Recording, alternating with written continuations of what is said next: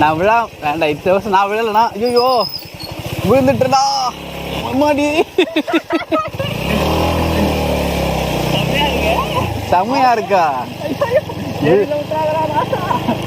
ஏரியில் விட மாட்டேன். ஆயா ஃபர்ஸ்ட் இயர் தான் போய்க்குது வண்டி.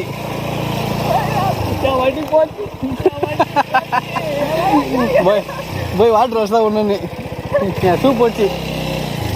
வாரமாக போயிடலாமா? நான் பார்த்துறேன்.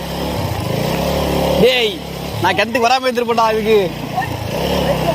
சரி நான் பார்த்துக்கலாம். ராட்டா ராட்டா ராட்டா வந்துட்டோம்.